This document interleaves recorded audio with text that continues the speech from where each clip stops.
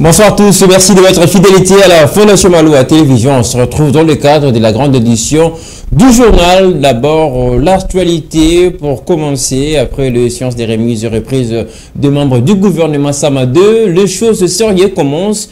Tous les 58 ministres étaient ce vendredi à la Cité de l'Union africaine pour prendre part à leur tout premier conseil de ministres autour du chef de l'État congolais. Je cite Félix Antoine Tshisekedi Tshilombo. Le détail et les précisions, c'est dans ses commentaires de Patrick Ngou.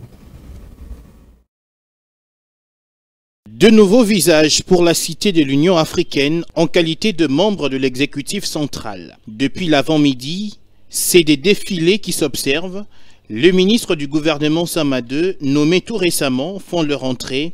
Le cas de Vital Kamerhe de l'économie, Jean-Pierre Bemba de la Défense et tous les autres membres du gouvernement. Bien avant l'entrée du chef de l'État, les ministres prennent du temps pour discuter entre eux. L'échange, notamment entre Patrick Mouyaya et Jean-Pierre Bemba, était juste chaleureux. Quand le président de la République arrive, tout le monde se tient debout. Félix Tshisekedi a tenu personnellement à serrer la main de chaque ministre, synonyme du premier contact. Dans la soirée, c'est le compte-rendu de cette toute première réunion du second gouvernement Sama qui est attendu. Il faut cependant s'attendre à des points liés à la situation sécuritaire volatile dans l'Est comme dans l'Ouest du pays, mais aussi sur la situation économique difficile que traverse la RDC. Les choses sont allées plus vite aujourd'hui. Le compte rendu du Conseil des ministres est déjà disponible. 3 militaires rwandais ont été tués en RDC, précisément à Rutshuru, centre au nord Kivu. C'est l'information fournie par le vice-premier ministre en charge de l'Intérieur qui précise que le colonel Jack Bitamba, commandant de l'armée rwandaise, figure parmi ces militaires neutralisés. On écoute le compte rendu fait par le porte-parole du gouvernement, Patrick Mouyaya. Notamment le Kwango, l'Ituri et le Sud Kivu, avec quelques faits saillants sur le plan politique. En complément au rapport du vice-premier ministre, ministre de l'Intérieur, le vice-premier ministre, ministre de la Défense nationale et ancien combattant, a indiqué que la situation sécuritaire à l'est du pays est caractérisée par la poursuite des attaques des RDF dans les territoires de Masisi, Rutshuru et Nyiragongo, la recrudescence de l'activisme des terroristes ADF-MTM dans les territoires de Beni, Irumu et Mambasa, l'intensification des affrontements intercommunautaires dans les territoires de Djougou et Mahagi en Ituri. À l'ouest, la situation reste marquée par les conséquences du conflit intercommunautaire dans l'espace ex-Grand Bandundu, particulièrement à Kwamut. En outre, des efforts fournis consécutivement au plan de redéploiement de la force régionale de l'EAC, adopté le 9 février 2023. Les différentes forces de l'EAC prennent progressivement position dans les différents lieux indiqués par les 10 plans. Ici est de souligner cependant que la prise de position de forces de l'EAC bute aux résistances de la part du RDF M23. À ces propos justement, le vice-premier ministre, ministre de la Défense, a signalé que consécutivement aux affrontements qui ont opposé les forces armées de la République démocratique du Congo et les terroristes M23 RDF, 3 militaires de l'armée rwandaise ont été neutralisés, dont le colonel Jacques Bitamba, commandant RDF dans le Rutshuru centre. Le vice-premier ministre, Corrigez avec moi, il s'agissait de l'information fournie par le nouveau ministre de la Défense, Jean-Pierre Bemba. On va rester en sécurité. Sachez que les troupes ougandaises sont déjà à Bunagana, dans le territoire de Rutshuru, au nord Kivu. Ce vendredi, l'armée rwandaise est entrée par cette frontière dans le cadre de la force régionale de l'EAC. Et tout de suite, on va vous poser les précisions dans ces commentaires et tracés par Patrick Ngou. Ils viennent d'entrer ce matin, a souligné le général kenyan Jeff Nyaga, commandant de la force régionale de l'EAC. À l'en croire, les troupes ougandaises vont se déployer dans cette zone et ensuite avancer pour occuper Rutshuru Centre, Kiwanja et Mabenga. Jeudi soir, l'armée ougandaise a déclaré que ces hommes n'iront pas combattre le M23 RDF, mais occuper certaines des positions que ces rebelles rwandais ont remises à la force régionale de l'EAC. Nous allons donc dans la zone de Bunagana-Rutshuru, non pour combattre le M23, mais pour agir en tant que force neutre, précise l'armée ougandaise. Alors que ces troupes font leur entrée, de violents combats se poursuivent dans les territoires de Rutshuru et Masisi. À Tongo, dans le territoire de Rutshuru, les rebelles du M23 RDF ont attaqué les positions FARDC depuis 9 h de ce vendredi 31 mars, une situation qui sème encore la panique au sein de la population, alors qu'ils devraient se retirer dans des zones sous leur occupation le 30 mars pour se rendre au Mont Sabinyo, à la frontière entre la RDC, le Rwanda et l'Ouganda. Il faut dire que les Ougandais rejoignent les Kenyans et le Burundi qui sont déjà déployés dans le Nord Kivu avant de s'assurer du retrait des rebelles du M23, parrainés par le Rwanda, de toutes les zones qu'ils ont conquises ces derniers mois. Les Sud-Soudanais, quant à eux, sont attendus la semaine prochaine. Il s'est tenu le mercredi dernier la réunion du Conseil de sécurité des Nations Unies sur la crise sécuritaire dans l'Est de la République démocratique du Congo, qui est retenir de ces assises auxquelles la Russie, la Chine, le USA ou encore la France ont finalement donné leur position. Élément de réponse dans ces commentaires. Regardez. Devant le Conseil de sécurité des Nations Unies, Bintou Keïta, chef de la MONUSCO, dresse un bilan sombre de la situation sécuritaire dans l'Est de la RDC. L'intensification du conflit avec le M23 et l'activisme persistant d'autres groupes armés, notamment les ADF, Zaïre et la Codeco pour ne citer que, continuent d'infliger des souffrances intolérables aux populations civiles et de dégrader une situation humanitaire de plus en plus dramatique. Le représentant de la RDC au Conseil de sécurité de l'ONU a, lui, attiré l'attention sur la violation constante du cessez-le-feu par le M23 RDF. Même si l'on observe quelques mouvements de retrait, nous voulons attirer l'attention de cet auguste Conseil sur le nombre de cessez-le-feu déjà violés. C'est tout dire sur la versalité de ce mouvement et de son parrain bien identifié. La vigilance du Conseil doit être de mise. Les pressions multiformes bilatérales et multilatérales ne doivent pas s'arrêter jusqu'à la reddition complète de ce mouvement et au retrait total des troupes rwandaises du RDF du territoire congolais qu'elles ont agressé. Le Rwanda, qui appuie le M23, s'est vu également indexé à nouveau par les USA. Les États-Unis réitèrent son appel à l'endroit du Rwanda pour qu'il fasse cesser son appui au mouvement M23, faisant l'objet de sanctions du Conseil de sécurité. À son tour, la France a appelé au respect des engagements. Ces derniers jours, le M23 s'est retiré de certaines positions, notamment autour de Saké. Ces premiers désengagements doivent se poursuivre conformément au processus de Luanda approuvé par l'Union africaine. De son côté, la Russie propose une recette pacifique.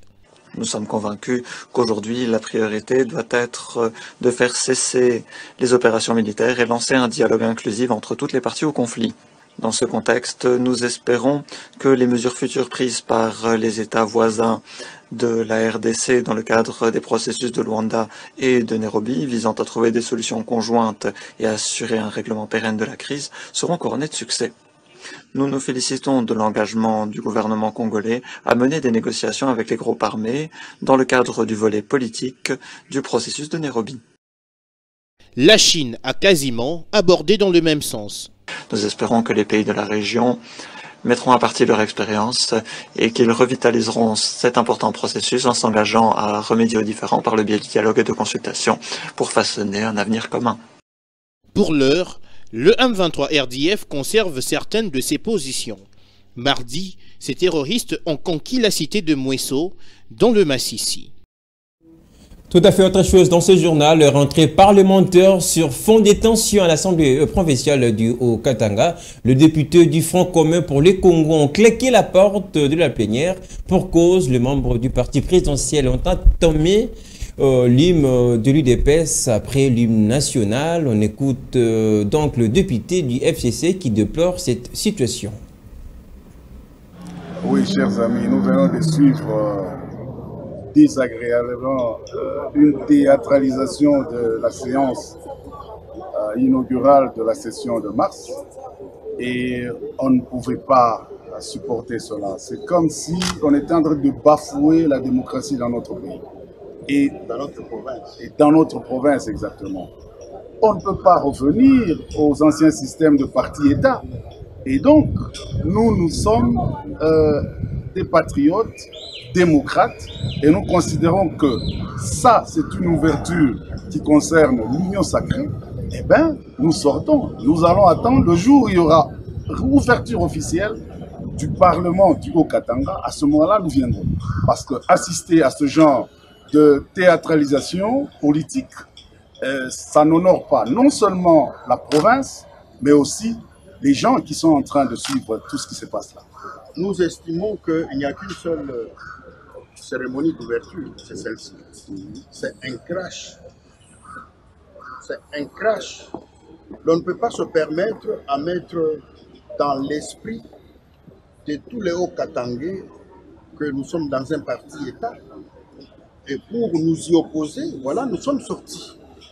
Nous sommes sortis pour démontrer que l'on ne peut pas accepter qu'un parti vienne démontrer sa popularité ici, encore que celle-ci exige d'être sur le terrain. L'hymne national est chanté, appuyé par l'hymne d'un parti politique. C'est une injure contre l'État, c'est une injure contre la démocratie et c'est une bêtise insupportable. Pour des raisons de l'honneur que nous réservons à la démocratie, qui a coûté très cher pour sa réalisation. Depuis 61 combats, aujourd'hui nous sommes en démocratie et nous exigeons aujourd'hui que les gens comprennent que nous sommes les Hauts-Katangais et que ici chez nous, la démocratie exige un discours au pluriel. Nous sommes des hommes d'État, nous respectons les structures de l'État, les institutions d'État et nous ne pouvons jamais accepter que là où l'État parle, qu'il y ait la politisation comme ce que nous sommes en train de vivre. C'est une honte. Et puis en religion, la paroisse Saint-Baga, située dans la commune de Kimbansé, qui a clôturé ce jeudi 30 mars le 9 jours de prière et des enseignements sur la victoire de la jeunesse sur le 9 ruse diabolique organisé à l'intention de tous les jeunes de cette paroisse. En marge de la clôture de cette neuvaine, les organisateurs ont démontré l'importance de cette activité. Florent Akita, Jessica Kanja. Carême, la victoire de la jeunesse sur le 9 ruse diabolique. Voici les thèmes qui a marqué les 9 jours de prière et enseignement pour tous les jeunes de Kimbansé qui ont en général et en particulier ceux de la paroisse Saint-Baga sous l'impulsion de l'abbé Michel Senga, je citais, tiré de la dite paroisse. En ce qui relève du 9e jour de la clôture de la neuvaine, l'église Notre-Mère a martelé sur l'ambiance et l'alcoolisme auprès des jeunes. Aujourd'hui, nous avons parlé de l'ambiance et de l'alcoolisme chez les jeunes parce que l'ambiance et l'alcoolisme détournent les jeunes de la face de Dieu. Aujourd'hui, le prêtre a insisté sur ça, il a martelé sur le fait que beaucoup de jeunes s'éloignent de Dieu à cause de ces phénomènes. L'abbé Eli Condé, vicaire de la paroisse, a exhorté les jeunes de son église à conserver la foi catholique pour faire face à beaucoup de réalités qui gangrènent la jeunesse, dont le phénomène Koulouna, qui bat son record à Kimbansé. Nous avons organisé la neuvaine pour les jeunes, compte tenu des réalités actuelles. Nous vivons avec les jeunes, nous voyons comment les jeunes se comportent, notamment ici à Kimbansé, où il y a les phénomènes Koulouna. Les jeunes perdent de plus en plus leur foi et ils suivent beaucoup plus les charlatans. Alors on devrait beaucoup plus insister sur la foi catholique et les enseignements de l'Église catholique pour renforcer les liens de la spiritualité chez les jeunes vis-à-vis de leur Dieu. En qualité de président de jeunes de cette paroisse située dans la commune de Kimbansé, Wantouma Moutou Kaleb fait appel à l'unité et à la solidarité. Un message fort que je vais lancer là, et c'est un message de l'unité et de la solidarité aussi, et de s'affermir dans le Christ. Une clôture de prière par un pèlerinage organisé à Manguengue à la grande satisfaction de tous les jeunes de cette paroisse. la route Kimwenza dans son tronçon compris entre le CNPP, le clinique universitaire est devenu impraticable suite aux dégâts causés par la pluie de dimanche dernier. Un ravin en progression a rongé une bonne partie de la chaussée ainsi que les constructions érigées le long de cet artère. Les habitants de ce coin ont lancé NES. Au-dessus d'heure, on va tout de suite prendre les renseignements avec Rite de Nonzeye Torres à Thibault. Voici l'état actuel de la route Kimwenza qui passe par le campus. Ce ravin est la conséquence néfaste de la pluie qui s'est abattue les dimanches derniers. Cette artère devenue impraticable a occasionné la désinstallation de certains câbles électriques. Les agents commis à la construction des murs de la clôture du site universitaire sont pointés du doigt accusateur. NASA superviseur, il y a des travaux, il y a SNEL, il y a projet Easy. Je suis le superviseur du travaux Easy, un projet de la SNEL pour l'électrification de ces coins. La pluie qui s'est abattue avant-hier nous a surpris avec ses dégâts. L'entreprise Congo Futur, qui construit le mur de l'Unikin, est à la base de cette érosion. Ils ont déposé des briques, les barres de fer et les moellons dans ces caniveaux, chose qui a constitué un obstacle au passage des eaux de la pluie. La brique, la barre de fer, je crois, n'a pas moellon. Les victimes sollicitent de leur part l'implication des autorités pour limiter les risques de ces érosions. Nous demandons de l'aide au chef de l'État. Nous sommes victimes de l'érosion. C'est devant ma maison. Nous n'avons pas d'endroit pour nous abriter. Nous n'avons personne pour nous aider. Que le chef vienne ici pour nous chercher des solutions.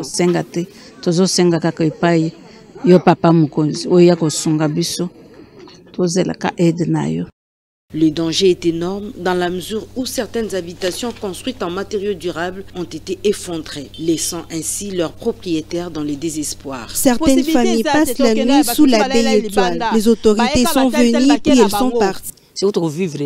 Comment allons-nous vivre? Ça, c'est le travail de l'État. Ils doivent construire pour nous. Mais je suis veuve, je n'ai rien.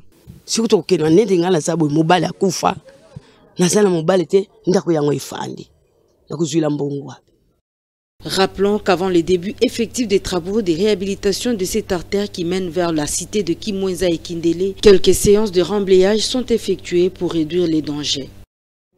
On va corriger, vous l'avez certainement compris, il s'agissait des SOS de la population de cette partie du pays. Allez, on va poursuivre ce journal avec la page internationale. Annie Akole.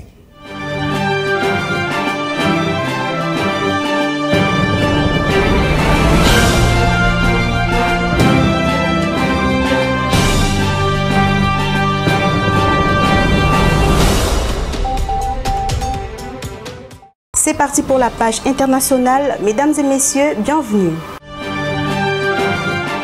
En France, l'intersyndicale unie rencontrera la première ministre Elisabeth Borne le 5 avril prochain à l'invitation du gouvernement pour exiger le retrait de la réforme des retraites, a annoncé la nouvelle secrétaire générale des CGT, Sophie Binet.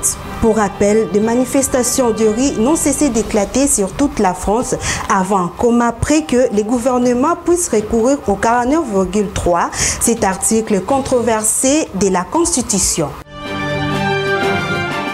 En Amérique, Donald Trump a été inculpé dans l'affaire Stormy Daniels et devrait comparaître mardi prochain devant la justice pénale de New York, un fait historique sans précédent pour un ancien président américain qui dénonce une persécution politique. En Russie existe la guerre froide, place à la guerre hybride. La Russie a adopté une nouvelle doctrine des politiques étrangères désignant l'Occident comme menace existentielle et dont Moscou doit combattre la domination. Au Sénégal, l'opposant Ousmane Sonko est condamné à 2 mois de prison avec sursis pour diffamatoire contre Mame Mbaye, le ministre sénégalais du tourisme. Il devrait être jugé en appel. Et en Italie, les autorités ont annoncé leur décision de bloquer les robots conversationnels ChatGPT, accusés de ne pas respecter la législation sur les données personnelles et de ne pas avoir de système pour vérifier l'âge des usagers mineurs. C'est tout pour la page internationale. Mesdames et messieurs, merci de l'avoir suivi.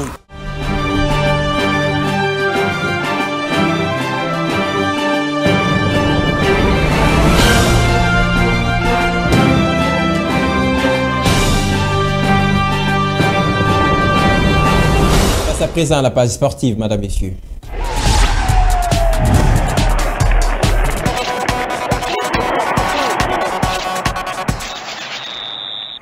On commence par l'actualité. C'est officiel. Le célèbre journaliste sportif François Kaboulo Kaboulo est investi au poste de ministre des Sports et Loisirs à l'issue d'une cérémonie organisée ce vendredi 31 mars en présence de plusieurs personnalités et sportifs du pays. Florent Kita. Fanfare, musique et danse, toute cette foule venue saluer le nouveau patron du sport congolais. C'est au cours d'une cérémonie des remises et reprises organisée ce vendredi 31 mars qu'il est nouveau ministre des Sports et Loisirs, François Kaboulo Kaboulo, je citais, a pris les bâtons de commandement et remplace donc Serge Condé, absent à la cérémonie de passation de pouvoir. Journaliste sportif de renom pendant plusieurs années au sein de la direction de sport à la RTNC et correspondant des médias internationaux, François Kaboulo fait son entrée au sein de l'exécutif congolais. Présent à cette cérémonie, plusieurs visages du sport congolais n'ont pas caché leur satisfaction en considérant François Kaboulo comme le profil idéal pour sauver le sport congolais. C'est une grande joie pour le sportif parce qu'on dit toujours que lorsque il y a un vent qui arrive, il faut de nouvelles choses. C'est une grande joie aujourd'hui que Excellence Kaboulo Kaboulo puisse être nommé ministre de Sport. C'est l'homme qu'il faut, à la place qu'il faut. Pour moi, le sport va aller de l'avant. J'ai la joie parce que je le connais très bien, il me connaît très bien, c'est un ami de longue date. Au regard de la nécessité de sortir le sport congolais dans l'impasse dans laquelle il se trouve, les conseils à l'endroit du nouveau ministre des Sports ne tarderont pas à arriver. Qu'il réorganise le sport congolais. Parce que lui, il connaît. Il peut réorganiser le sport congolais. Place à présent au travail pour le ministre des Sports et Loisirs, devant lequel il se trouve le gros chantier du sport congolais.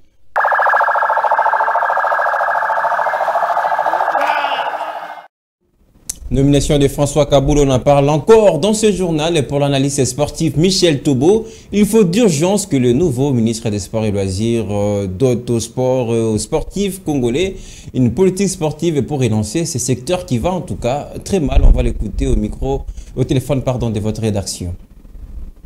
La nomination du confrère François-Claude Kaboulo Kaboulo, que nous sommes obligés maintenant d'appeler confrère, bon, je dirais n'est pas, enfin, elle n'est pas aussi mauvaise que ça, cette nomination.